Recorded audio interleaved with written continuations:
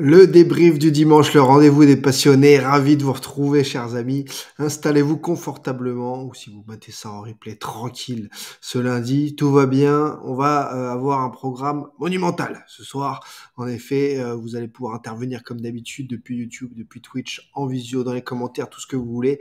C'est le débrief du dimanche. Le programme, il est énorme parce que c'était un week-end tout à fait particulier sur fond de guerre en Ukraine, de vite la paix, c'est ce qu'on espère tous en effet, face à ces dégénérés qui dirigent certains pays. Eh bien aujourd'hui, le foot essaye de faire passer des messages au niveau mondial grâce à ce relais de communication qu'est ce sport. Alors aujourd'hui, en effet, le monde du foot est mobilisé et je vais vous montrer des images qui ont été particulièrement touchantes, marquantes du week-end, comme à Everton, le Stop Poutine, Stop War. Ici, les joueurs de City, les joueurs d'Everton qui avaient ces drapeaux. On a vu Zinchenko en larmes, je vais vous en parler aussi dans quelques instants. Ça va être au menu du jour de ce débrief du dimanche parce que c'est l'actualité réelle et bien triste du moment. Donc on va pouvoir s'en parler. Voilà le programme, les amis. Ukraine, Abramovich, le patron de Chelsea, qui laisse Chelsea s'auto-gérer. Liverpool-Chelsea, qui s'est terminé après une séance de tir au but interminable avec la victoire en Coupe de la Ligue de Liverpool sur le dernier tir au but de Kepa. On vous expliquera tout ça. Bielsa viré de Leeds après une série terrible de mauvais résultats. On verra tout ça également. Mbappé qui rentre un peu plus dans l'histoire du PSG. Sampaoli qui agace de plus en plus les supporters marseillais. Lyon-Lille, c'était le débrief de ce soir. Ça n'a pas été un match exceptionnel, mais Lille a été chercher les 3 points sur la pelouse lyonnaise et a fait très fort du coup. Solidité lilloise, ça s'est pas joué à grand chose et la foire en question comme d'habitude. Alors on commence et j'ai décidé de le faire désormais les dimanches parce que je pense que ça permet de remettre tout dans le bain, de vous montrer les classements des différents championnats afin de se remettre tout ça en tête et pouvoir parler librement ensuite de tous ces sujets que je vous propose ce soir, plus tous ceux que vous allez me proposer dans les commentaires. Regardez la Serie A, les 10 premiers du classement. Là, j'en suis resté à match nul entre Naples et la Lazio au moment où je vous ai fait cette capture d'écran de classement. Milan toujours leader avec un match en plus, 2 points d'écart devant l'Inter et autant de matchs que Naples, donc qui reste à 2 points, Naples qui aurait pu reprendre la tête. Mais la Juve de Vlahovic est en embuscade à 7 points du leader milanais, puisque la Juve n'en finit plus. Je crois que la Juve n'a plus perdu en championnat depuis depuis le mois de novembre. Voilà, j'avais pas fait gaffe que ça empiétait sur le classement. Autre classement à vous montrer pour démarrer ce débrief du dimanche, c'est celui de la Première Ligue. City a 6 points d'avance, mais un match en plus. Ça va être un mano à mano fantastique jusqu'à la fin de saison avec Liverpool. Chelsea est accroché à sa 3e place avec 2 matchs en moins, donc 3 points d'avance et 2 matchs en moins sur le 4e Manchester United, qui regarde plutôt dans le rétro, puisque West Ham, Arsenal sont là, et un degré moindre, Tottenham. Voilà pour l'Angleterre. Sachez d'ailleurs que ça vous intéresse aussi, les supporters marseillais. Le club saoudien Newcastle remonte bien, je crois 4 victoires sur les 5 derniers matchs et 3 ou 4 points d'avance sur le premier relégable. L'opération de maintien se passe plutôt très bien pour Newcastle. Autre résultat, le Real qui poursuit sa marche en avant et qui reste en tête bien sûr avec 6 points d'avance sur Séville. Séville qui a battu le Betis dans le derby des 2 équipes sévillanes qui sont sur le podium. Le Barça menait 1-0 sur un nouveau but d'Aubameyang face à Bilbao et reprenait cette 4e place à Atlético. Ça va être serré aussi entre ces 4 équipes. Peut-être que Séville s'est détaché, mais entre le Betis, le Barça et l'Atlético pour les 3-4 premières places du côté de la Liga également, donc ce week-end. Enfin, je vous ai également récupéré le classement de la Bundesliga en passant, voilà, pour ceux qui aiment le championnat allemand. Le Bayern a 8 points d'avance devant Dortmund, 24 journées et 14 points d'avance sur Leverkusen. Voilà ce petit point. Il est l'heure quand même dans le débrief du dimanche de vous saluer tranquillement. Voilà, ça y est, j'ai fait le petit point. Yoel est dans les dans les parages. Phénoménal fait la mise à jour du classement en disant qu'il y a eu un but de Dembélé en plus de celui d'Aubameyang, 2-0 pour le Barça. Merci à toi, Phénoménal. Salut à Mika Ovrak, qui est là dans les parages, on te salue. On a également la présence de Federico qui me demande si j'ai oublié de me coiffer. Non, je suis un peu toujours comme ça, mon Federico. Qu'est-ce qui se passe? C'est cet épi-là qui te dérange? Tu as besoin que ce soit strict, Playmobil, tu aimes bien quand c'est Playmobil? Là, c'est un peu trop débraillé pour toi. On voit rien avec le téléphone, dit Fiblir, ça y est, oui, j'ai corrigé, désolé. Important de mettre le programme également. Je le remets, tu vois, d'ailleurs. En attendant de vous remettre les classements. Il y a eu finalement victoire de Naples, dit Phénoménal. Ah, bah, je vais vous faire la mise à jour, alors, du classement de Serie A. Mais au moment, à la 90e, ouais, bah, Ruiz a marqué à la 94e, en effet. 2-1 pour Naples. Donc, Naples prend la première place du classement devant le Milan. Comme quoi, au goal average, grâce à un meilleur goal average que le Milan. Donc, très, très belle opération pour Naples. En effet, merci Phénoménal de suivre. Qu'est-ce qu'on a d'autre? Marvin, qui arrive en retard, mais non, tranquille, Marvin. Propre. Sabrina, également dans les parages. Incroyable qu'en 2022, on soit à craindre une guerre, en effet. Bonsoir à Cyril, qui est arrivé. Passionné, mais fatigué, dit 60 MJ. Marre de Sampaoli, de ses compos lunaires. Salut, vous avez le salut de Carlito, de Etor également, David qui envoie de la force à l'Ukraine. Fujin également, notre ami québécois est dans les parages, ça fait plaisir. Une très grande pensée pour le peuple ukrainien, bien sûr, et c'est pour ça qu'on va commencer là-dessus. Bonsoir à Rico, voilà, vous êtes tous au rendez-vous, trop de messages pour tous les remonter, mais comme d'habitude, je vous inclus totalement dans l'émission. Merci pour le salut à toi l'Arménien de Nanarcho, mais sachez que ouais, la dernière vidéo là où je vous ai décrypté les drapeaux de la Discord sur justement les problèmes entre Arménie et Azerbaïdjan a été largement relayé, des messages ultra positifs, beaucoup m'ont demandé ce type de décryptage, donc merci, ça fait plaisir de voir que ça a fait des vues, ça a fonctionné. Voilà, donc ça c'est très appréciable. Et l'autre truc, c'est que eh bien peut-être que si le monde s'était un petit peu plus tourné justement sur ces problèmes Azerbaïdjan-Arménie il y a 2 ans et il y a 20 ans, on n'en serait peut-être pas là aussi du côté de la Russie. Voilà, je dis ça, je dis rien, mais c'est assez terrible. Loulou vient d'arriver, et ben voilà, on démarre avec donc en parlant de l'Ukraine, les amis. Bonsoir à Totosh qui vient d'arriver également.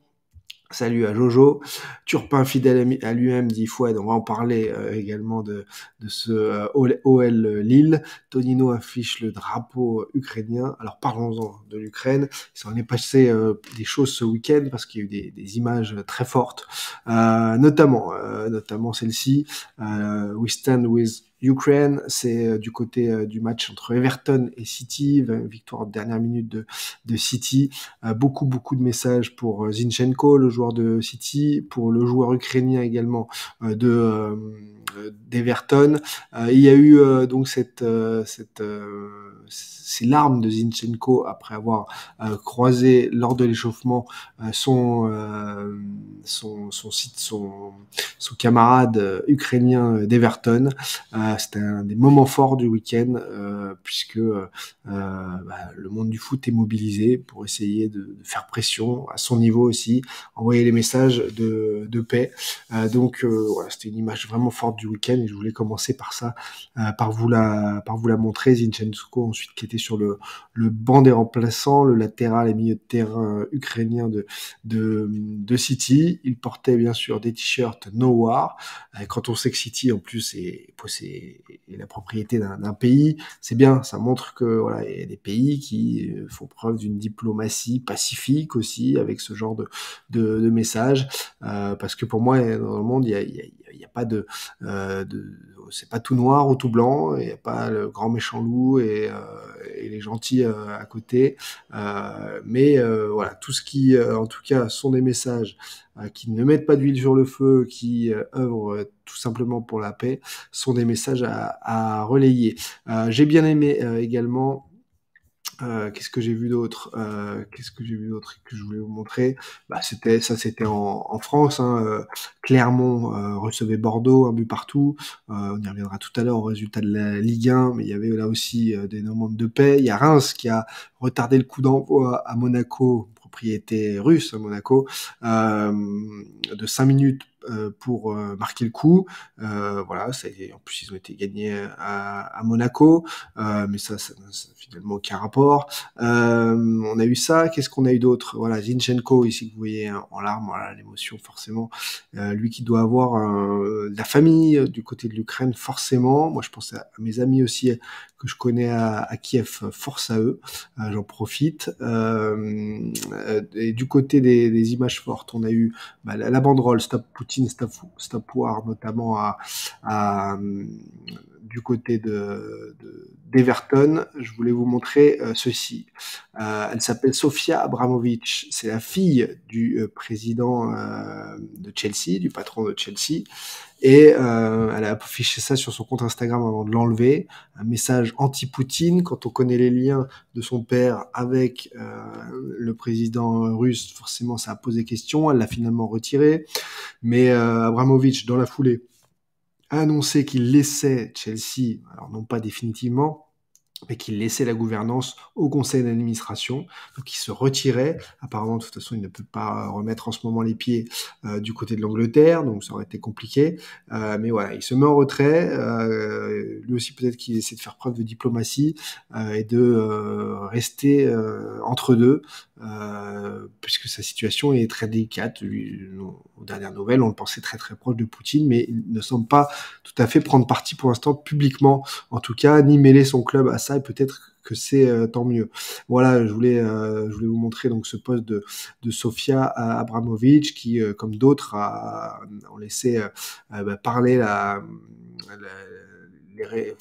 utiliser les réseaux comme outil pour faire passer des messages. Et c'est une façon aussi de s'informer désormais, tellement ça part dans tous les sens. On a vu d'ailleurs que les chaînes Russia Today et Sputnik étaient désormais interdites dans l'Union européenne. Voilà, donc c'est toujours impressionnant de voir qu'on est vraiment rentré en guerre. Vos messages, Hervé Dupuis qui vient de nous rejoindre, Angleterre toujours un temps d'avance sur nous, dit Fouad. Il y a eu quelques initiatives quand même chez nous. Fouad, je l'ai montré du côté de Clermont notamment, à Reims qui a retardé le coup d'envoi. La Russie qui est pour l'instant sous bannière neutre et terrain neutre, pourquoi pas de disqualification, dit Lucas. Moi je te répondrais simplement, Lucas, en disant peut-être que ces clubs, ces gens qui vivent là-bas, ces étrangers qui jouent dans des clubs aussi russes, ne mérite pas spécialement d'être englobé dans les décisions d'un fou furieux comme d'un va-t-en-guerre là, comme Poutine. Poutine qui règle aussi des comptes avec d'autres personnes en face, je pense, qui ont mis l'huile sur le feu. Il n'est pas tout seul dans l'histoire. Donc moi, je suis pas contre le fait de leur permettre de continuer à pratiquer le sport, parce que eux, pour le coup, ils sont certainement pour la paix, et ils ont beau être russes, et ils sont pris en otage comme tout le monde, je pense, et je trouve. Donc voilà, ça peut être une solution en effet, pour éviter, comme souvent, de mettre tout le monde dans le même panier. Il y a des gens bien aussi en Russie, sachez-le, il y a des idiots en Russie, on le voit souvent avec la tête de Vladimir Poutine partout en ce moment. Force au peuple ukrainien. Voilà, beaucoup de messages de votre part sur cette situation qui touche, je pense, tout le monde. Garlaban nous signale qu'il y a eu 4-0 finalement pour le Barça avec 2 passes D et un but de Dembélé, donc entrée fracassante. Fracassante, et chapeau à lui pour de remettre les points sur les i dans la fin de son contrat. Voilà, il y a eu côté terrain quand même des choses aussi folles, une séance de tir au but interminable. Combien de tireurs, dites-le moi dans les commentaires, ont tiré avant que Kepa ne soit en échec. Ce qui s'est passé, c'est quand même complètement dingue, c'est que Thomas Tuchel a sorti le meilleur gardien du monde pour moi en ce moment, c'est Edouard Mendy, pour faire rentrer Kepa comme il l'avait déjà fait pour la séance de tir au but. Eh bien, cette fois, ça n'a pas marché, pas du tout marché, puisque c'est Kepa qui a raté le dernier tir au but en voyant sa frappe s'envoler au-dessus de la barre transversale. Mais c'était, je crois, le 11e tireur, hein, c'est ça. Après 11 réussites, 10 réussites de chaque côté, complètement fou ce qui s'est passé pour remporter cette Coupe de la Ligue. Une Coupe de la Ligue, les amis, qui était sur le signe des hors-jeux, parce qu'il y a eu 4 buts refusés pour des positions de hors-jeu. Il y a eu pas mal de faits de jeu quand même qui auraient pu changer aussi la donne. La finale finalement est remportée donc par Liverpool qui remporte ce nouveau titre certes, mais vous allez le voir ici notamment. Alors c'est l'arbitrage à l'anglaise, mais dites-moi ce que vous en pensez. Honnêtement, Keita, il doit voir rouge et il doit pas finir le match. Regardez ce geste, je crois que c'est sur Chalobah, la semelle sur la cuisse, oui, c'est involontaire, mais c'est rouge. Voilà, il n'y a pas de raison, il n'y a pas de raison, il n'y a pas de raison, il n'y a aucune raison que ça continue. Dites-moi là dans les coms ce que vous en pensez, vous, si vous aurez mis ce jaune-orange. Blazours vient de nous joindre, bien joué à Thomas Tuchel qui se fait chambrer par Lutz. 11 tireurs, c'était complètement ouf. Quel choix de Klopp de mettre Keller. Oui, bah, Keller, finalement, il fallait bien faire tirer les gardiens à la fin, non puisque le 11e tireur, bah, c'était le gardien de but de Liverpool. Ils l'ont tiré, mais c'était une séance de très très haut niveau parce qu'ils ont tous tiré de façon exceptionnelle. Hein. Franchement, c'était croisé. Certains attendent de voir le départ du gardien, d'autres ils vont voilà à fond comme Reece James qui prend très peu d'élan mais qui sait où il va la mettre et du coup ça part trop vite pour le gardien. Voilà, c'est en tout cas Tony le dit, c'était un rouge direct là-dessus. Bah oui, il y en a qui ont pris rouge pour moins que ça, dit Phénoménaux. Ouais, oh là là, c'est rouge, dit Jojo. Et bien sûr, il n'y a même pas de discussion, dit Rico. Donc on avance, il n'y a pas de discussion. Vous avez totalement raison, il n'y a pas de discussion là-dessus, les amis. Donc Liverpool qui remporte cette Coupe de la Ligue, que j'oublie rien à vous montrer sur tout ça. Si, bah voilà. On reste en Angleterre quand même, je vais vous montrer le classement tout à l'heure. Leeds qui n'en finit plus de galérer, de dégringoler. Leeds qui peine donc en Angleterre et donc qui se sépare de Marcelo Bielsa. Et moi, je voudrais surtout, même si Leeds aujourd'hui est 16e, avec seulement 2 points d'avance sur Burnley qui est 18e, je veux rendre hommage à Marcelo Bielsa qui a remis Leeds sur la carte, tout simplement. C'est quelque chose d'exceptionnel ce qu'il a fait. Il les classe même 9e l'année de la montée, dans l'élan de la montée. Il a mis des joueurs, il a rendu des joueurs internationaux alors qu'ils n'étaient pas grand-chose ou rien, même avant son arrivée. Il en a fait des cadors, des vrais grands joueurs de foot. Donc Bielsa, encore une fois, il est peut-être arrivé à épuisement parce que il faut arriver à durer avec une équipe en plus qui n'est pas la meilleure. Il faut durer, c'est pas simple. Mais Bielsa, chapeau pour ce qu'il a fait là, de remettre tout simplement Leeds sur la carte. Voilà, on avait vu qu'à Marseille, bah, il avait épuisé les joueurs et que ça n'avait pas du tout tenu et que finalement il était parti là, avant le début d'une saison de façon chaotique, certainement avec de bonnes raisons d'ailleurs à l'époque. Mais là, ce qu'il a fait à Leeds, il a quand même remis les points sur les i et puis il y avait toujours ces conférences de presse, cet amour du jeu et de plein de choses. Donc chapeau Marcelo Bielsa pour ce parcours avec Leeds, d'avoir duré autant dans un championnat si compliqué. C'est ça ce petit mot que je voulais avoir pour le coach. Marcelo revient à l'OM, stop, le dit Florent. Cédric qui vient de nous rejoindre avec un message pour les Ukrainiens. On a d'autres. Vu qu'on a les moyens maintenant, on peut pas dire à l'Arabie Saoudite de prendre à l'OM Bielsa à la place de Sampaoli. Je suis pas sûr que ce soit une bonne idée, moi, mais bon, les retours des ex et surtout quand ça s'est mal fini, je suis pas sûr que ce soit les bonnes idées. Puis on voit qu'à Leeds, il a pas non plus amené Leeds en Ligue des Champions. Il a fait un très bon parcours et chapeau à lui, mais il y a toujours mieux. Moi, je suis ce que fait Bielsa, j'adore ses théories, ses préceptes, ses idées, sa façon de faire par moment. Pour autant, de là à dire que tout ça, toute cette théorie réussissent forcément ensuite sur le terrain, je pense il y a aussi une psychologie, un management à appliquer avec des jeunes générations qu'il faut avoir. Et pour moi, Bielsa est pas forcément est un est un maître, est un professeur et plein de choses, mais pas forcément celui que je préconise pour certains clubs et pas vraiment à Marseille d'ailleurs. Voilà, on a Christian Eriksen aussi qui a retrouvé les terrains, qui a joué une demi-heure. Ça c'est bien joué de Lucas d'en parler et parce que j'allais oublier de le faire. Bielsa c'est beau mais ça use. C'est une bonne réflexion de Lutz en effet. Valentin nous rejoint depuis YouTube. On est ravi de t'avoir avec nous ce soir. Eriksen super pour lui dit Sabrina, c'est vrai.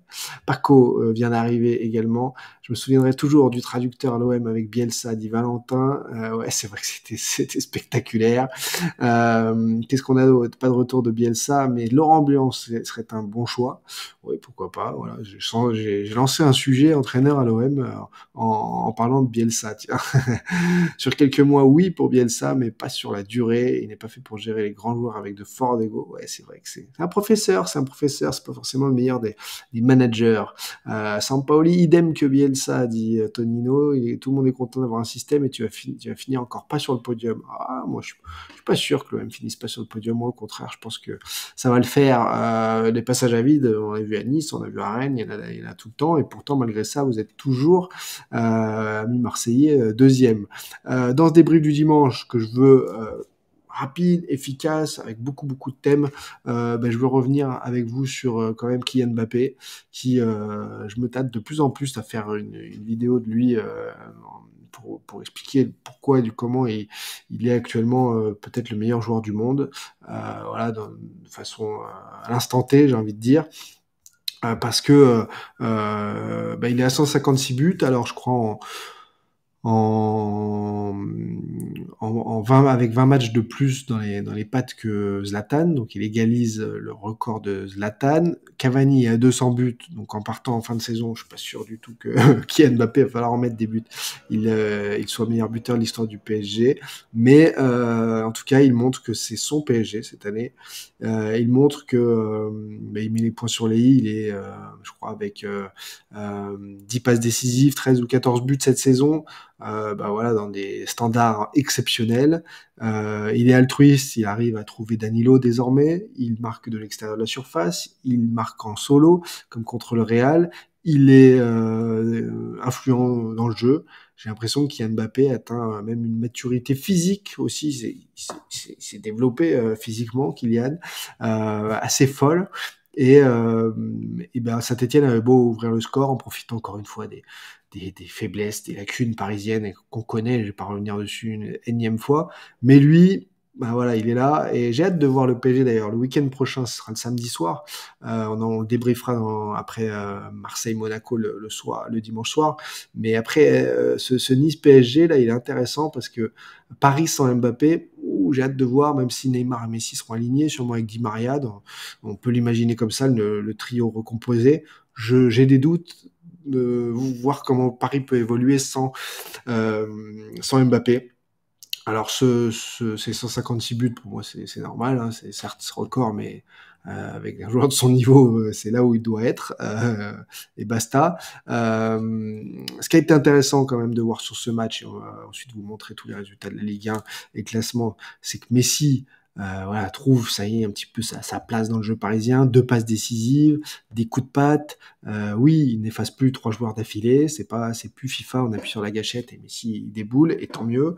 Et ils se font beaucoup plus dans le collectif au service d'Mbappé. C'est ce qui n'a jamais été clair depuis 2-3 ans avec Paris. Oui, mais aujourd'hui c'est l'équipe d'Mbappé et Messi est au service d'Mbappé, et Messi il a 35 piges, et c'est comme ça désormais. Et ça a été dur à faire accepter, même on va dire que le PSG a laissé faire ça naturellement pour essayer de pas froisser les égos, mais sauf qu'à un moment ils auraient dû, et s'ils avaient eu envie à ce point de garder Mbappé, ils auraient dû le dire publiquement que désormais c'était l'équipe de Kylian Mbappé.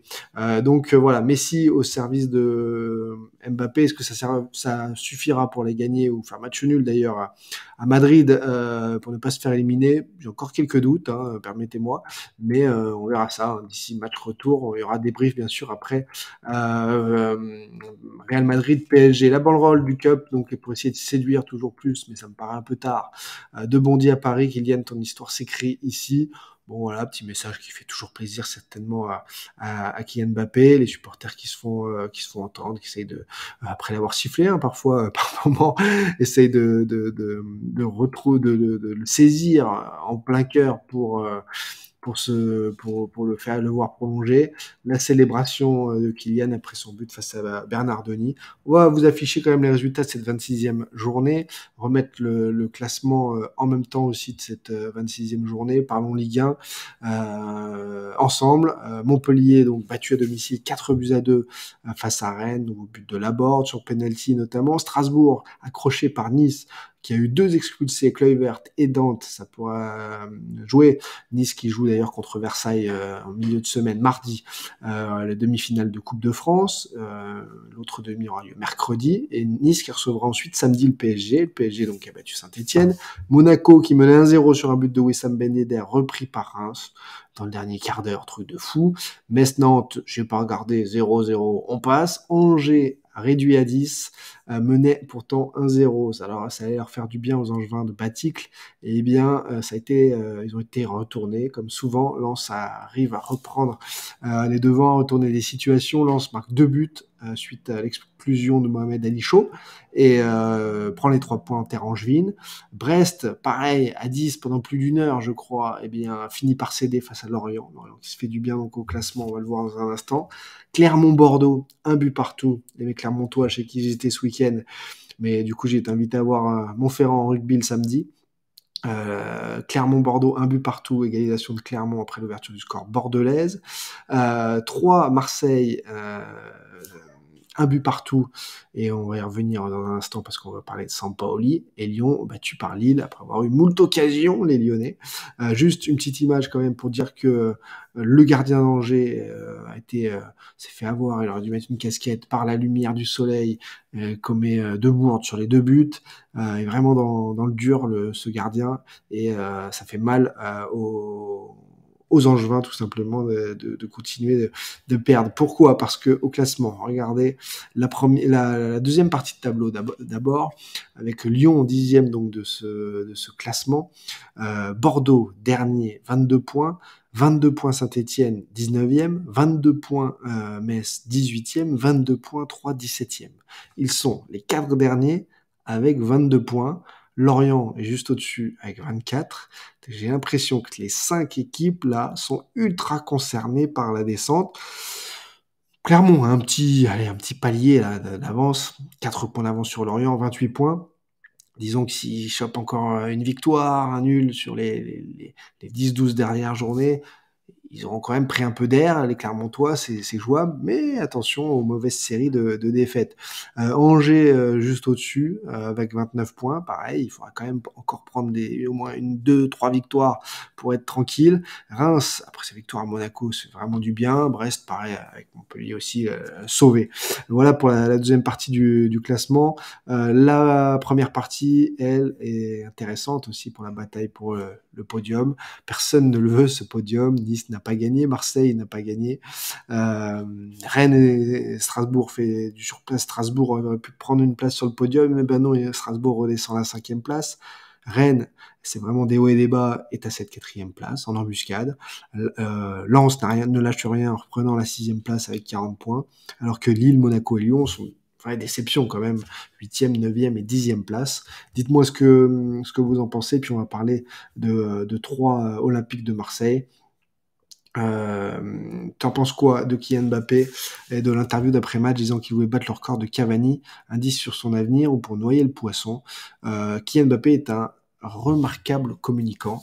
D'ailleurs, il veut toujours laisser des bonnes ondes, des bonnes émotions et quelque chose de son passage où qu'il soit pour de la promotion de quelque part ou sur les terrains ou vis-à-vis des supporters ou pour sa ville. C'est un maître communicant. Donc quand il répond là-dessus, voilà, il montre qu'il a marqué l'histoire, qu'il marque des buts, qu'il est exceptionnel, qu'avec un petit peu plus de temps, il aurait même battu le record de Cavani, et qu'il aimerait le battre, mais que d'abord, il l'a dit aussi, ce sont les titres qui l'intéressent plus, le titre de champion de France, la Ligue des Champions.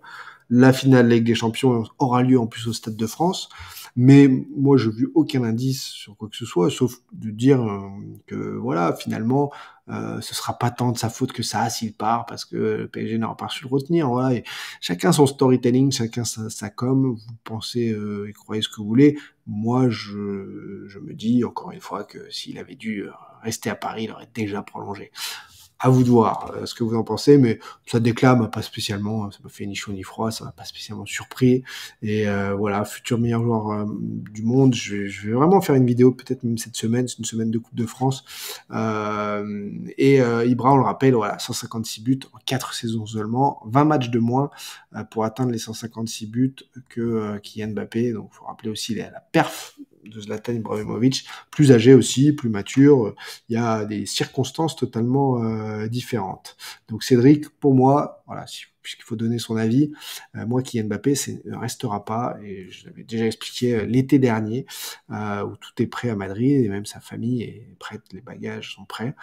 Donc je le vois pas changer, faire un revirement de situation, même s'il apprécie certainement sa saison, où il met les points sur les i et il montre que c'est lui le plus fort.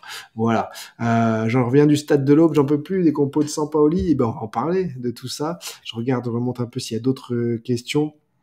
Mais justement, oui, bah, on va en parler. J'avais gardé ça pour vous ici avant de parler aussi d'OL Lille. Sampaoli, c'est au programme parce que il y a des briefs de Lyon-Lille dans un instant. Le bal des occasions manquées, Paqueta pensait avoir égalisé, le but a été refusé par Clément Turpin. Lille a pris les 3 points à Lyon, mais la surprise, c'est que Marseille, sans faire un bon match, menait 1-0 sur un penalty de Dimitri Payet au stade de l'Aube. Il a fallu attendre la 89e minute après plusieurs occasions chaudes, plusieurs vraies occasions troyennes pour finalement voir l'égalisation. Mais ce qui est le plus agaçant pour les supporters marseillais, je crois, et quand je me fais l'écho de ce que je lis, ce que vous m'envoyez comme message, c'est cette compo de Marseille qui vous agace encore. Saliba, Caeta, Charlouane, Pérez, Rongier, du classique, Camara devant la défense, Paul Lopez dans les buts bien sûr, Guendouzi, Gerson à côté de Camara, et puis devant, et c'est là que c'est surprenant. Et en fait, moi, vous savez que je défends quand même le bilan de Sampaoli, je continue de le défendre, ils sont deuxièmes. Voilà, s'ils échouent à être sur le podium à la fin de la saison, ce sera un terrible échec de Sampaoli, et là, je vous rejoindrai. Pour l'instant, s'il arrive à l'objectif, voilà, j'accepte la façon de faire. Mais là, la compo face au 17e de Ligue 1, qui était dernier à l'instant d'ailleurs, de ne pas mettre Milik, de ne pas mettre Bakambu. Alors, que ce soit Bakambu ou Dieng, pourquoi pas, mais quand vous voyez que Dieng fait pas un bon match, bah, vous faites rentrer Bakambu plus vite. Faire rentrer Luis Enrique, c'est un peu un doigt d'honneur au football quand même. À un moment donné, voilà, Bakambu, c'est un autre joueur que Luis Enrique. On se retrouve donc avec une attaque Dieng pour prendre la profondeur, Payet pour faire le jeu, mais qui joue du coup en faux numéro 9 et Under sur un côté. Moi, en fait, ce qui commence vraiment à m'agacer, vous allez me dire ce que vous en pensez dans les coms, c'est que on se retrouve avec une situation où j'ai vu encore donc ce matin dans l'équipe, Sampaoli qui dit pour moi, Payet est un numéro 9. Bon, bah basta, Jorge Sampaoli, basta, arrête tout. Là. Si pour toi, pendant 20 ans, il n'y a jamais personne qui l'a vu, et toi, tu es le seul à voir Payet numéro 9, eh bien arrête tout de suite, et va-t'en, c'est pas possible. Voilà. Payet, il peut jouer en soutien de Milik Bakambu, de Milik Under si tu veux, c'est pas un ailier, c'est un électron libre, c'est peut-être ta star, et du coup tu veux en faire ton taulier au détriment de Milik, pourquoi pas, assume, mais ne nous raconte pas de bêtises en nous disant que Payet est un numéro 9. Voilà. Il est autant numéro 9 que moi je suis latéral gauche. Donc c'est pas possible. Voilà. Et ça m'a profondément choqué pour un tacticien comme lui. Voilà. Ce qui m'a moins choqué quand même, c'est que le retour de bâton pour Troyes, je vais en parler vite fait juste sur une photo, c'est que Troyes a viré un peu comme un malpropre Laurent Batles. Et les Ultras ne sont pas rentrés dans le stade jusqu'à la 20e minute, je crois. Un signe de protestation, absent comme le coaching, en s'en prenant à Bruno Herles, qui a rien demandé, lui qui arrive un peu comme Gourvenec à Lille, comme un cheveu sur la soupe. Il va essayer de faire du bon travail, mais moi, le choix de changement d'entraîneur, on a vu dans les résultats, ça n'a rien changé à 3. Et je trouvais ça curieux là en cours de saison, façon de faire. Et parfois, quand vous prenez de mauvaises décisions comme ça, vous le payez. Alors attention à la relégation en fin de saison. Ah, Payet, c'est pas un neuf, dit Florent. Voilà, en effet. Alors, dites-moi comment vous avez vécu ce match. Persona FF, lui, foudrage après Sampaoli.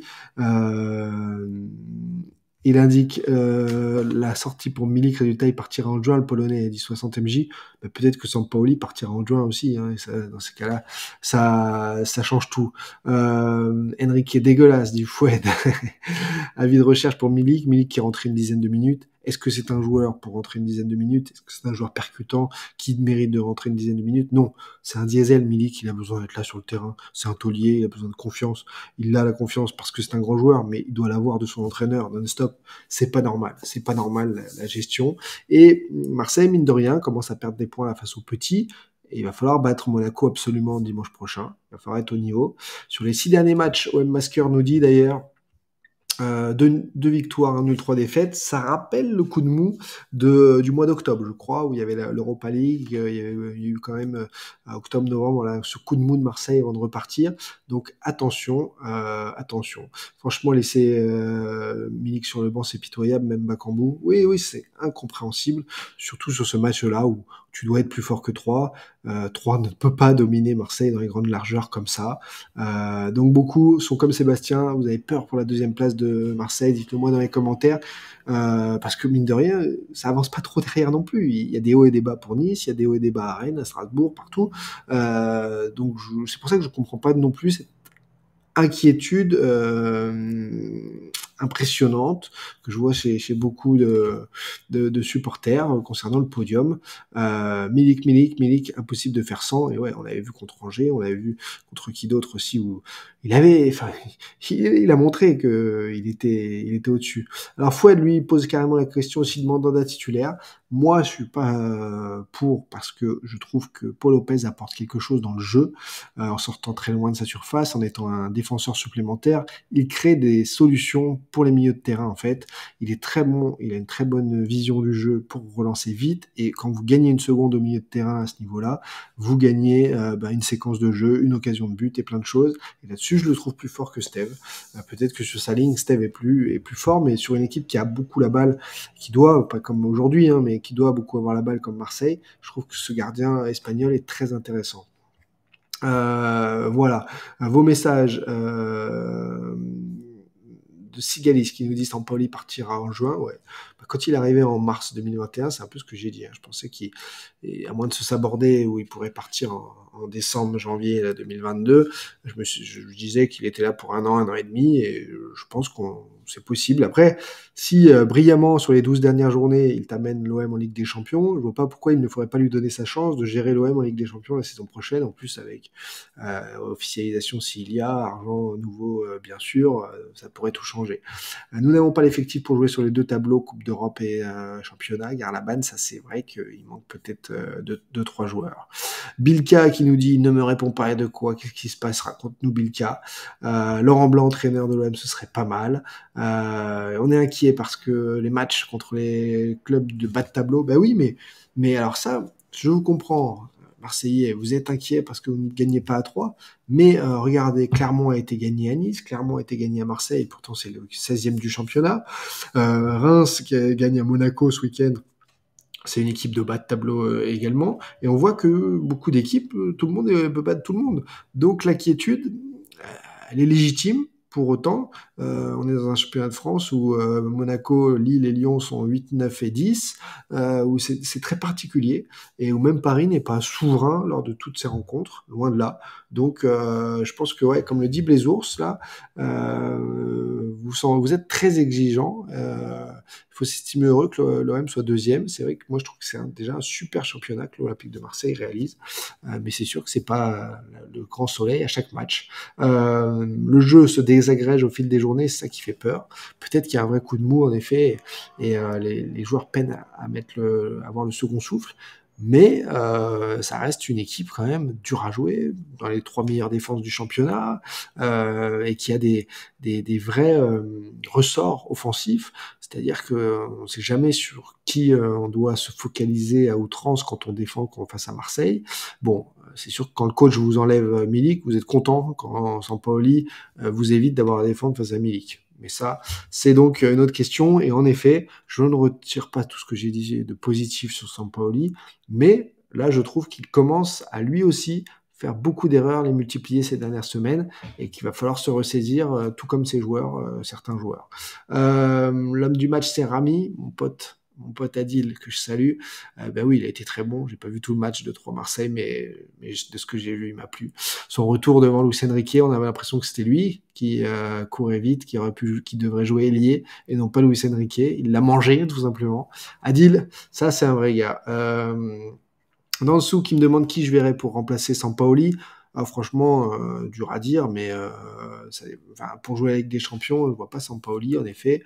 Laurent Blanc, moi, me plairait beaucoup, mais il faut un vrai staff. Mais avec les nouveaux moyens, c'est possible de lui donner ce qu'il souhaite. Donc, moi, je trouve que ce serait au niveau charisme, au niveau au jeu aussi, ce qu'il propose à chaque fois avec ses équipes. À plein de niveaux, je trouve que Laurent Blanc serait une bonne idée. Attention, dès les 2 premières défaites, les médias et les supporters vous agaceriez de son flegme, de son calme apparent et de plein de choses, mais je trouve que Laurent Blanc, c'est le président, c'est un monsieur. J'ai eu le plaisir en plus d'être assis à côté de lui dans le vestiaire du Variété, d'échanger. Voilà, moi, il me plaît beaucoup. Il a déjà parlé plein de fois de Zidane au PSG. Thibaut, c'est non, selon lui. Ouais, de premières infos, je confirme. Zidane est en année sabbatique et il n'est pas question d'aller au PSG vis-à-vis de sa famille, notamment, c'est la priorité, la famille dans la vie. Il n'est pas question d'aller au PSG, mais en étant ambassadeur du Qatar du Qatar à la Coupe du Monde, et bien sûr pas parler mal, et pourquoi d'ailleurs parler mal du Qatar, dans les médias, donc il laissons parler les gens. Sampaoli a appris le français, pour moi il va rester. Mais qu'il reste 6 mois ou 2 ans, heureusement qu'il apprend le français, non Garlaban, enfin. Ce sont les joueurs, les Neymar, Zlatan et compagnie qui t'ont mal orienté parce que ont mis 3 ou 4 ans à apprendre le français, mais voilà. Samuel qui me pose la question, est-ce qu'il va me communiquer l'avance? Je te répondrai après dans la foire aux questions. Cher ami, Bounassar manque à cette équipe de l'OM. Ah ouais, t'en es là, toi. Ah, moi je suis pas trop d'accord. Je crois qu'ils ont bien su renouveler l'effectif sans des joueurs comme Bounassar.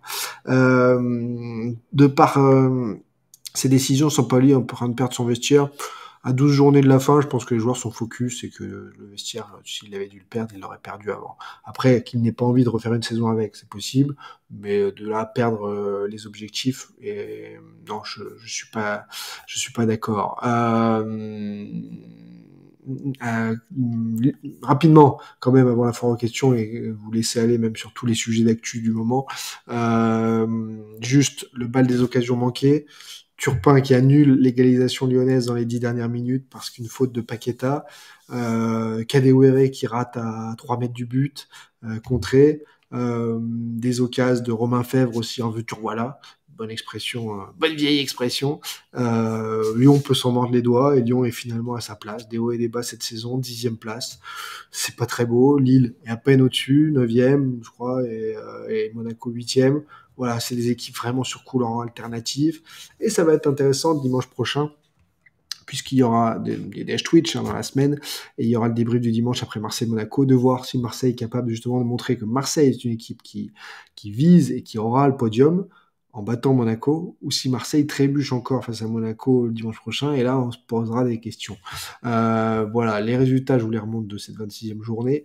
On lance, parce que ça fait déjà 45 minutes qu'on discute ensemble, la traditionnelle foire aux questions, et allons-y. Fonçons, j'ai parlé de plein de choses ce soir. D'habitude, on s'axe sur un match, on rentre dans les détails techniques, tactiques, les tops, les flops. Là, le Lyon-Lille m'a pas emballé à ce point, et je me suis dit qu'il s'était passé tellement de choses aujourd'hui, hier, et l'Ukraine, qu'il fallait modifier ce débrief du dimanche. Vous me direz dans les commentaires sur YouTube et ailleurs si cette formule était adaptée pour ce soir, si ça vous a plu. Vive Turpin, meilleur arbitre. Dit Steph, je chante du chambrage. Olas va faire un tweet meurtrier. Oui, j'ai toujours pas vu passer, on m'a pas alerté de ça, mais ça pourrait tomber. Quoi qu'il est moins présent un petit peu sur Twitter, Jean-Michel. Vu comment on joue, est-ce que tu penses que, passons à la foire aux questions, que l'OM peut gagner la Conference League? Bah, il reste encore des équipes intéressantes. Je crois qu'il y a la Roma, j'ai plus tout en tête, mais en Ligue Europa Conférence, il y aura quelques matchs sympas à jouer. Donc, de là à dire Marseille la gagne, je mettrai pas ma main à couper, mais honnêtement, il y a la place. Il y a vraiment la place de la gagner, de la jouer. Moi, je suis eux, je sacrifie rien en fait. Beaucoup disent non, ils ont pas l'effectif pour jouer les deux tableaux. Bah, vas-y, joue et en effet, tu feras des priorités s'il y a 2 gros matchs dans une semaine. Mais les joueurs, en fait, me paraissent pas rincés, ni mentalement, ni psychologiquement. Il y a en effet des erreurs, il y a plein de choses qui vont pas, comme dans plein d'équipes. Mais pour moi, les joueurs là aujourd'hui, et puis des joueurs du talent de Guendouzi, des jeunes, Under et compagnie, ils peuvent jouer, ils peuvent faire 40 matchs cette saison et ils peuvent aller sur les 2 tableaux avec normalement ce supplément d'âme, cette volonté, ce mental qui fera qu'ils pourront le faire. Moi, je vois pas pourquoi ils devraient s'économiser. Ça me paraît un peu faux. Quand vous surfez sur des bons résultats, quand vous êtes dedans dans une saison, il n'y a pas d'économie à faire. À mon avis. Voilà, c'est mon avis, c'est ma philosophie là-dessus. Sans attaquant, comment tu veux gagner? Alors oui, en revanche, si tu t'entêtes avec ta stratégie, si tu ne veux pas mettre Milik dans les bonnes conditions, alors qu'il te l'a montré sur certains matchs qu'il est capable de te planter 2 ou 3 avec une demi-occasion, bah oui, là c'est compliqué. Petite dédicace, puisqu'on termine le débrief du dimanche ensemble, à Lulu Dress, à Carmo, avec grand plaisir, cher ami. Euh, Qu'en penses-tu de Longoria à propos de la déclaration de Longoria au sujet de la vente? Aucune idée, j'ai pas vu de déclaration de Longoria au sujet de la vente.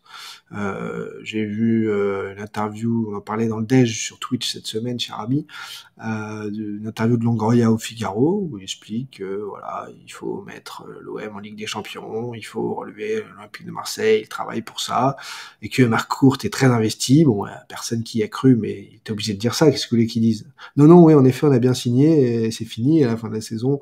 Et il sera parti. Non, il peut pas dire ça. Donc il a juste fait le job de communicant et un job en plus qui l'agace parce que lui c'est un homme de terrain et c'est pas un président de club de foot. Et aujourd'hui il a cette double casquette. Il est obligé à la fois gérer avec les agents les transferts et à la fois faire le président. Euh, c'est un rôle pas facile, une saison pas facile pour lui. Il aura fait le job, en tout cas, lui aussi méritera sa légion d'honneur, si vous voyez à qui je pense.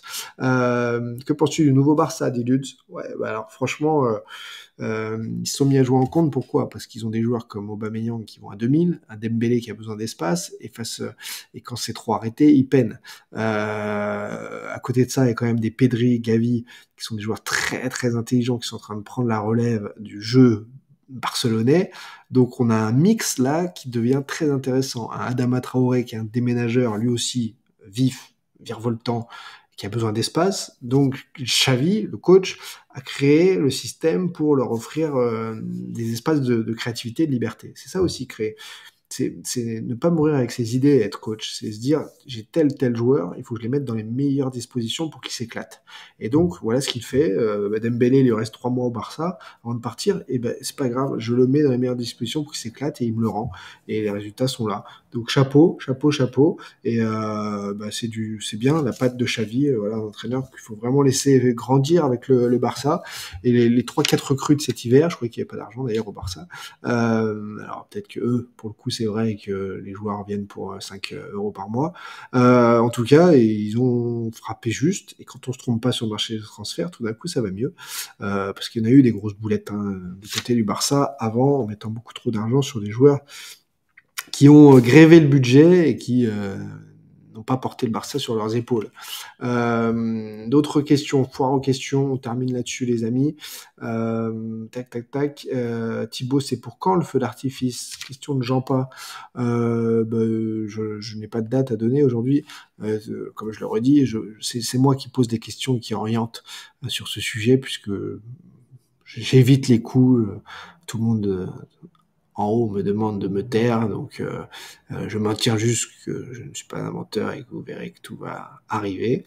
J'écris ce que j'ai à écrire noir sur blanc pour que ça sorte au bon moment, quand ce sera prêt. Et pour le reste, laissons-nous. Je vous ai spoilé beaucoup sur ce dossier. Laissons-nous donc profiter du feu d'artifice surprise à un moment donné qui est inéluctable et qui va arriver. Je m'interroge sur ton invité de la semaine dernière, l'histoire de la dépendance de Camara. Ça en est où? C'est catastrophique l'analyse. Mon invité, mais tout le monde est mon invité, donc c'était pas vraiment un invité. Un invité, c'est quand j'ai une interview de joueurs, d'anciens joueurs, des choses comme ça. Là, quand c'est vous qui montez en direct un supporter qui vient donner son avis sur une rencontre, c'est autre chose. Mais donc, ne jouons pas sur les mots. Je pense que tu penses à ça. Je sais plus qui c'est qui est venu la semaine dernière discuter avec moi pour débriefer le match. Et en effet, lui, il expliquait que sans Camara, c'était plus la même équipe. Et toi, tu le chambres parce qu'en effet, à 3, Camara était là et le match ne s'est pas bien passé. Ça y est, j'ai compris ton message, Blaisou.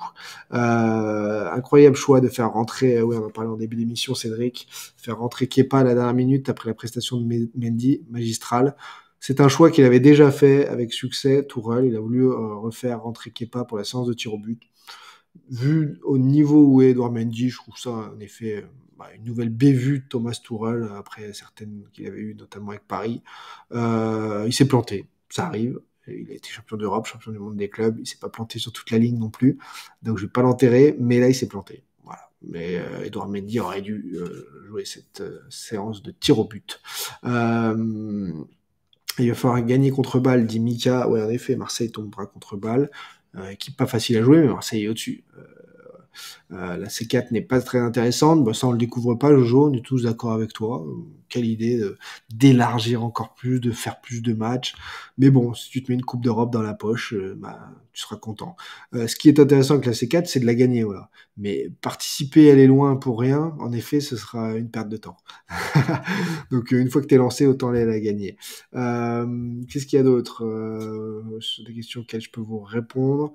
Ne jamais sous-estimer le karma, monsieur Tuchel. Ouais, c'est vrai, il faut pas se moquer du football. Moi, j'aime bien cette équipe de l'OM. Ça joue au ballon, oui. France Blaisours, t'as bien raison. C'est une phrase de sa globalité. Si tu regardes les derniers matchs, si tu regardes 3 Marseille, tu ne joues pas au ballon et t'es déçu. Mais sur la saison, on peut pour l'instant maintenir ce bilan-là. Là, je suis d'accord. T'inquiète, Cédric, tu pourras te mater le replay. En effet, pour revoir notre partie sur Liverpool-Chelsea, t'inquiète pas, j'ai repris ton commentaire volontiers malgré ça, hein, t'inquiète. Apparemment, le Real a demandé à Mbappé pour Haaland, mais ça, c'est des trucs...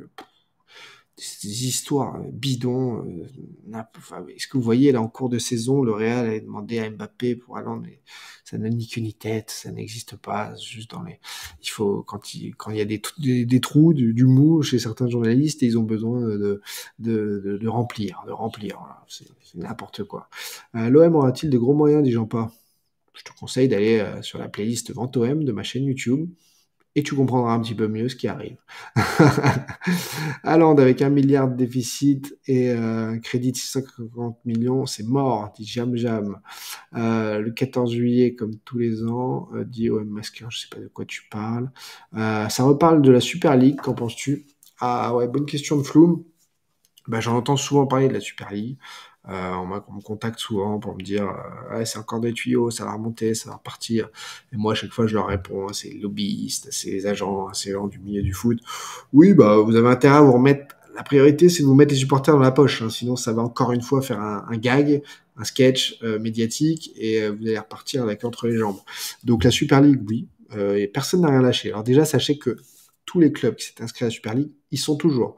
Parce que les amendes pour quitter la Super League étaient tellement élevé qu'aucun en fait n'a quitté le board du truc. En revanche, la réalité c'est que oui, ils sont pas bêtes non plus, ils veulent refaire un truc mieux branlé médiatiquement, donc faire des montées descentes, créer un championnat, donc une Super League ouverte, beaucoup moins excluante, beaucoup moins embarrassante au niveau de la communication et un peu plus foot quoi. C'est plus la MLS. Donc oui, on va en entendre parler. Pourquoi? Parce que c'est de l'argent euh, rapide qui arrive dans les poches des clubs et Juve, Real, Barça ont besoin urgemment d'argent. Et donc, ce sont eux qui activent tout ça. Tous les autres clubs, type City et compagnie, qui n'ont pas besoin d'argent, urgemment comme le Bayern, bah, laisse faire et regarde ça d'un œil, tranquille. C'est aussi, c'est House of Cards aussi le truc, c'est très politique, c'est très lobbying, c'est voilà, micmac. Qu'est-ce qu'on a d'autre? C'est beau, c'est quand l'officialisation, mon Thibaut? Bah, ça va arriver, vous inquiétez pas, mes amis. Euh, Quand vous voyez tout ce qui se fait à la cellule de recrutement, la formation, tout l'argent mis dans ces joueurs, prendre des joueurs, des gamins comme Soglo, né à la barbe de City, Chelsea, l'Inter, etc. Ça n'arrivait pas à Marseille. Comme par hasard, ça arrive. Rico qui me demande si je jouais bientôt avec le Variété à 3. Bah, je suis pas sûr parce que bah, déjà, j'avais 2 mois et demi que j'ai pas joué avec le Variété parce que je suis blessé.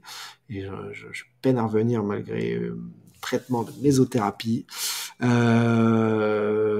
j'aimerais bien, je suis convié pour l'instant, mais ça va être un match en l'honneur des femmes, donc je crois qu'il va y avoir moitié-moitié de femmes et d'hommes sur le terrain, donc je pense pas avoir de minutes ou ma place voilà, pour ce match, mais j'essaie de faire mon retour aux variétés week-end prochain ou week-end d'après, au moins pour tester, voir si ça tient. Voilà, je sais plus où est-ce qu'on jouera le week-end prochain, le week-end d'après, mais donc pas sûr de me voir à 3 en mars, non, pas garanti. Voilà pour la petite histoire. Kader qui me demande que penses-tu, bah ça on y a répondu jeudi je crois midi sur Twitch, hein, cher ami, je le redis. Qu'est-ce que tu veux qu'il dise d'autre? Ah non, il est impliqué à 20% comme vous le voyez, on le voit, on n'a pas vu de l'année, il n'a rien dit de l'année sur le club. Et d'ailleurs, Eric Soccer est devenu McCourt Europe et ça nous montre bien qu'il se désimplique de l'Olympique de Marseille. Est-ce que, à ton avis, il peut dire ça publiquement? Non. Donc voilà, c'est de la com tout simplement. Ce sont des déclarations publiques, c'est des statements comme ils disent aux États-Unis. Et moi, j'essaie juste de vous aider à décrypter les coulisses des déclats, de comprendre, de prendre le recul, de comprendre les marionnettistes un petit peu et ne pas vous laisser emporter sur eh ben, les mauvaises pistes d'information. Voilà. À mon petit niveau, j'essaie de faire ça, mais voilà, donc Aurier est dans son rôle, son double rôle compliqué, comme je le dis et je le redis. Et qu'est-ce que vous voulez qu'il dise d'autre? C'est impossible. Il attend lui aussi, il est comme moi, comme vous, il est agacé. Hein. Il aimerait bien être tranquille, que le projet prenne l'étape fusée, décollage et arrêter de prendre les gens aussi pour des idiots, parce que cacher tout ça là de façon, c'est vraiment mettre un rideau sur, enfin, c'est le rideau d'une pièce de théâtre, mais qui est un petit peu ouvert, vous voyez. On voit déjà les comédiens derrière, mais on se demande si la pièce, elle a commencé ou pas. Bah, c'est exactement ça, là. Oui, l'argent investi depuis 1 an, mais soit en termes de formation, de tout, c'est pas... Bordeaux, ils ont pas d'argent, vous voyez. Ils vivent comme... ils n'arrivent pas à payer au community manager le forfait après une vidéo. Marseille, c'est pas le cas, hein. C'est pas du tout le cas. Bref. Quel est ton avis sur la nomination de Stéphane Tessier à l'OM, à nouveau dans l'organigramme placé par les Saoudiens? Non, Stéphane Tessier est habitué aux transitions de vente de club comme il a fait à Strasbourg, donc il est là de passage pour jusqu'à l'officialisation, pour mener à bien la fin de la mise en place, on va dire, juridique et financière, enfin financière et voilà, mais Monsieur Vipré qui faisait partie donc des arrivées au moment de l'arrivée de Franck McCourt, puisque l'ancienne, je crois, directrice financière était partie en avril, l'arrivée de McCourt était en septembre. Vous voyez un petit peu les parallèles. Eh bien, Monsieur Vipré, lui, est parti. Il serait peut-être bien vu dans le nouveau projet. En tout cas, il aura peut-être sûrement un poste chez McCourt Europe pour les nouvelles activités Internet, etc. de McCourt Europe qui sont déjà lancées et mises en place. Qu'est-ce qu'on a d'autre comme message autre tu vois qui comme président? Aucune idée. L'OM après officialisation, les amis, ça, j'ai pas d'idée, j'ai pas l'info, et même si je l'avais, je pense pas que je vous la donnerais là, parce que j'en ai déjà dit beaucoup quand même.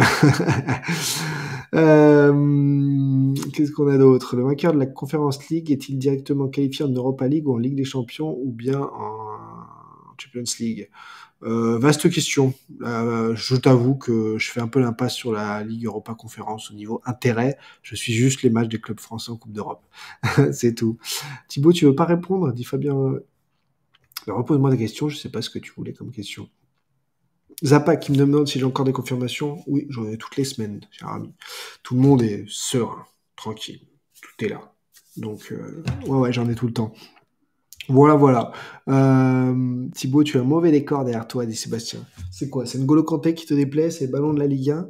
C'est les maillots du match qu'on doit débriefer Lyon-Lille, qu'on doit débriefer d'ailleurs rapidement Lyon-Lille. Qu'est-ce qui t'agace, Sébastien? Dis-nous quel est le décor parfait que tu aimerais. Est-ce que tu as regardé Écosse-France très rapidement parce que j'étais invité à Montferrand, Perpignan, top 14. Donc j'ai regardé ça d'un œil à Clermont avant d'aller au match de rugby samedi fin d'après-midi. Voilà. Qu'est-ce qui se passe également Bon bah voilà, on a fait le tour de la question. C'était un très bon dimanche soir, un très bon débrief du dimanche. Michel qui me demande la vente du stade, on est où? Tout suivra, t'inquiète pas, tout est sur les rails. Voilà, bah écoutez, c'était sympa, on était un peu plus de la Facebook, YouTube, Twitch. Non, j'avais pas activé Facebook ce soir, mais on était plus de 200 en moyenne. Vous avez peut-être 1500 à être passé ce soir, c'était très cool. Malheureusement, du foot sur fond de guerre en Ukraine. On a pu balayer quand même beaucoup là de sujets, là, comme vous les voyez ici. Beaucoup de choses pour ceux qui sont arrivés en retard dans le replay sur YouTube. N'hésitez pas à mettre des commentaires, à afficher les pouces aussi pour lancer l'algorithme, pour que les vidéos continuent d'être partagées un maximum, de faire des vues et de réunir toujours plus de passionnés. On avait beaucoup de sujets ce soir, on avait beaucoup d'échanges. Dès les prochaines vidéos, live Twitch, je sais pas encore mon retour à la télé, bah, il y a toujours 2-3 discussions, etc. Mais on verra ça plutôt en fin de saison, tu sais. Là, c'est pas, c'est tranquille. J'ai aussi l'écriture de mon livre qui me prend du temps, donc tout se met sur les rails à tout niveau. Et t'inquiète pas, envoyez-moi vos bonnes ondes et je vais les récupérer. Et on va avancer ensemble. Les prochains rendez-vous, donc Dash Twitch, on verra ça en story Instagram, dans les discussions, ou même il y en a qui me mettent des messages dans mes vidéos TikTok. Et bien, on verra ça mardi, mercredi. Peut-être mercredi et jeudi, les Dash Twitch, pour être les lendemains des matchs de Coupe de France. Mercredi et jeudi, ça paraît intéressant. Faut que je vois par rapport à mes rendez-vous, mais ça peut le faire. Le débrief du dimanche après Marseille-Monaco, bien sûr, 22h45, dimanche prochain. Là, on sera en rendez-vous. Vous pourrez intervenir pour débriefer le match en visio, pour être encore plus en interaction avec moi. J'espère qu'on aura moins de sujets. J'espère qu'on aura peut-être la paix, mais j'y crois pas trop, du côté de l'Ukraine. En tout cas, force à tous les Ukrainiens, encore une fois, à tous ceux que je connais aussi à Kiev, là, qui vivent des nuits très très compliquées. Mes amis, on est en relation sur les réseaux, on discute, je vous envoie toute la force. Absolument, vous en avez besoin. Et le monde entier a le regard sur l'Ukraine. Et il le faut. Il aurait fallu l'avoir sur d'autres pays aussi ces dernières années pour éviter qu'on en arrive là. Mais c'est comme ça, on y est. Et montrez-vous solidaires les uns des autres dans la vie en général. C'est comme ça, c'est important. Prochain rendez-vous, mercredi, jeudi, les Dash Twitch. Une vidéo YouTube certainement dans la semaine, peut-être sur Kylian Mbappé, pour expliquer pourquoi c'est le meilleur joueur du monde, ça m'intéresse, vous faire un petit récap comme ça, 5-10 minutes, version courte comme ça de vidéo 5 à 15 minutes, comme je l'ai fait pour expliquer les drapeaux de la Discord entre l'Arménie, l'OM et l'Azerbaïdjan. C'est la dernière vidéo YouTube, a plutôt bien marché, il y a vraiment des gros retours, ça m'a fait chaud au cœur. Donc voilà, portez-vous bien mes amis, mes passionnés. Voilà, c'était le programme du soir. Désolé pour ceux qui avaient les yeux qui saignaient en voyant les maillots de Lille et Lyon. Je peux pas plaire à tout le monde tout le temps. C'est ça le foot, hein, chacun son camp, mais vous le faites, je vois, avec beaucoup d'humour, avec beaucoup de gentillesse, de passion et presque même des liens d'amitié entre certains là dans la room, donc ça fait plaisir. Le livre, il sortira dans les semaines, j'espère, d'ici maximum dans 2 mois après l'officialisation, cher ami. Voilà. Merci Sabrina, toujours aussi fidèle au poste. Kader également, toujours là. Fabien, Garlaban, Cédric. Force à tous, bien sûr, portez-vous bien. Yann, est-ce que tu peux faire des apéros Twitch, des Twitch? Yann, dis-nous dans les commentaires quelle heure ça t'arrange. Je sais qu'en effet, en pleine journée, il y en a beaucoup qui bossent, mais le déj intéresse aussi certains qui font des petites coupures entre midi et deux. Compliqué. Il faudrait que je sois là 24 heures sur 24 pour cocher toutes les cases de toutes les dispos de tout le monde. Donc c'est compliqué. Mais pourquoi pas, on peut y réfléchir à faire des apéros Twitch. 19-21 heures, des choses comme ça. Bon, c'est un peu l'heure où je m'occupe de ma petite et où je la couche, donc c'est plus compliqué. Allez. Et ben allez, prenez soin de vous et bye bye, bye bye, bye bye, bye bye. Je lis vos messages et je souris. Allez, à bientôt, à bientôt.